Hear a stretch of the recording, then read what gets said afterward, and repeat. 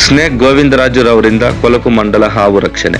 ಯಲಂದೂರು ತಾಲೂಕಿನ ಅಂಬಲೆ ಗ್ರಾಮಕ್ಕೆ ಸೇರಿದ ಗೂಲಿಪುರ ನಾಗನಾಯಕ ಎಂಬುವವರ ಜಮೀನಿನಲ್ಲಿ ಮಂಗಳವಾರ ಕೊಳಕು ಮಂಡಲ ಹಾವು ಕಾಣಿಸಿಕೊಂಡಿದ್ದು, ಜಮೀನಿನಲ್ಲಿ ಕೆಲಸ ಮಾಡುತ್ತಿದ್ದ ಕಾರ್ಮಿಕರು ತಕ್ಷಣ ಸ್ನೇಕ್ ಗೋವಿಂದರಾಜು ಮತ್ತು ಸ್ನೇಕ್ ಪ್ರಸಾದ್ ಎಂಬುವರಿಗೆ ಕರೆ ಮಾಡಿದಾಗ ತಕ್ಷಣ ಆಗಮಿಸಿ ಹುಲ್ಲಿನೊಳಗೆ ಅಡಗಿಕೊಂಡಿದ್ದ ಹಾವನ್ನು ಹಿಡಿದು ರಕ್ಷಣೆ ಮಾಡಿ ಕಾಡಿಗೆ ಬಿಟ್ಟಿರುತ್ತಾರೆ. ನಂತರ ಸ್ನೇಕ್ ಗೋವಿಂದರಾಜು ಮಾತನಾಡಿ, ಯಾವುದೇ ಹಾವು ಕಂಡು ಬಂದರೆ ಅದನ್ನು ಕೊಲ್ಲದೆ ಸುರಕ್ಷಿತವಾಗಿ ರಕ್ಷಿಸುವುದು ಮುಖ್ಯ.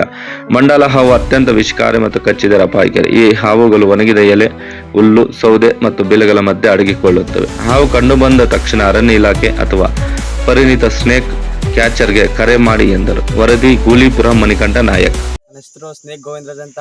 ನಂದು ಹೊಂಗೂರು. ಯಾವ ಮಂಡ್ಲದವು ಫುಲ್ಲು ಡೇಂಜರಸ್ ಸ್ನೇಕ್ ಇದು ಬೇಸಿಗೆ ಟೈಮಲ್ಲಿ ತಂಪಾದ ಕಬ್ಬು ಮತ್ತು ಎಲ್ಲರೂ ಪೊಟೊ ಒಳಗಡೆ ಸೇರ್ಕೊತದೆ. ಸ್ವಲ್ಪ ಕೆಲಸ ಮಾಡೋರು ಹುಷಾರಾಗಿ ನೋಡ್ಕೊಂಡು ಓಡಾಡಿ ಅಂತ ನಾನು ಕೇಳ್ಕೊತಾ ಇದ್ದೀನಿ. ಬಿಟ್ಬಿಡ್ತೀನಿ.